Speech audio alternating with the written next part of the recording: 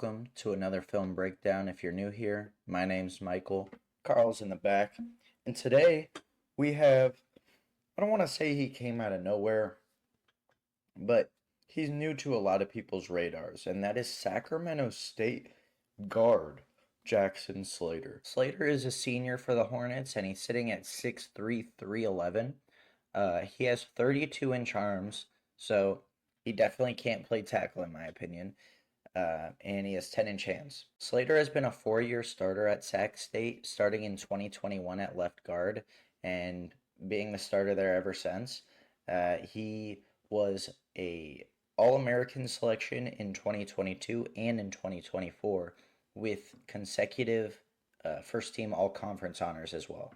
Slater really impressed at the Combine. In terms of guards, he was definitely a top 8-ish guard there. He ran a 50140. He did 31 reps on the bench press.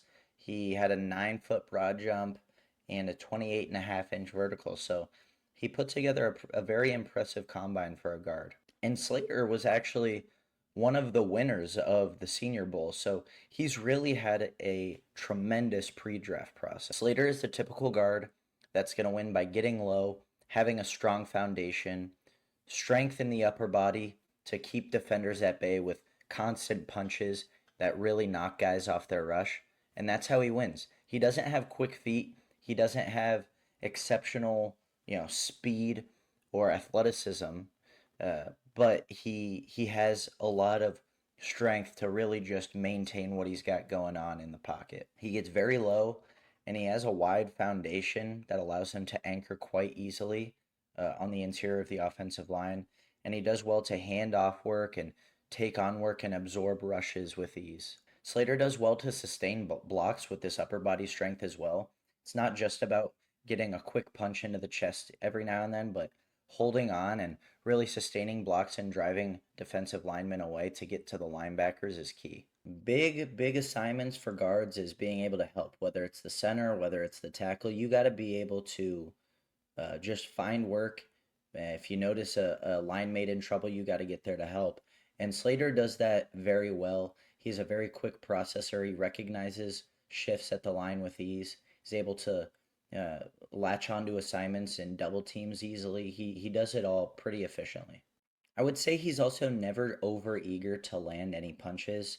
He just gets a bunch of jabs in.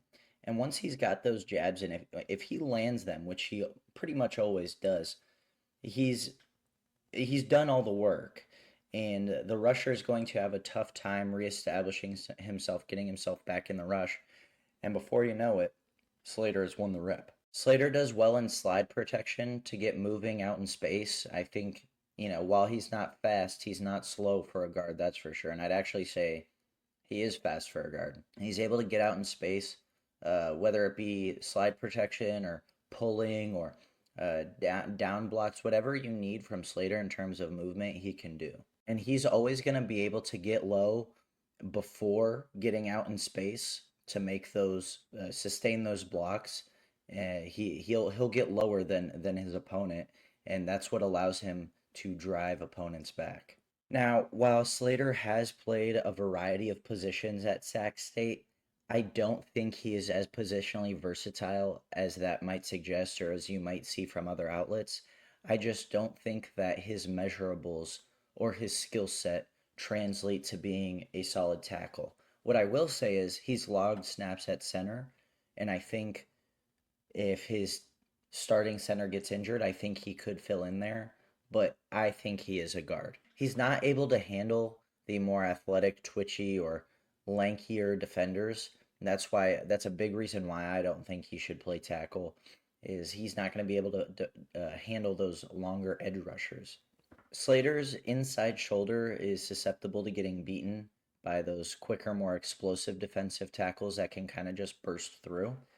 He has trouble kind of matching those movements to be able to seal that gap off. Also, when Slater loses a battle, he struggles to get back into the play, whether it be just get back ability or footwork or a counter punch, whatever it is. Once he's beat, it seems he's out of it. Lastly, the last kind of thing I'll say about Slater is that his injury raises a lot of questions about how he can perform right away. Now, he started 9 games in 2024, but that knee injury, it'll be critical to see how he responds. Now, he tested at the combine and he tested well. Will a full off season of workouts and full NFL season, will he hold up? It's a big question mark. I don't know. I do think that Slater can be not only a starter, but an above average starter in the NFL. I'm not going to sit here and say he's going to be a Pro Bowler. I don't know that. But he has scheme versatility. He has the ability to be a dominant run and pass protector. I think he has it all. I'm worried about the injury and the lack of competition. Those are the two main concerns of mine. Other than that, everything screams terrific football player. There's just a lot of uncertainties.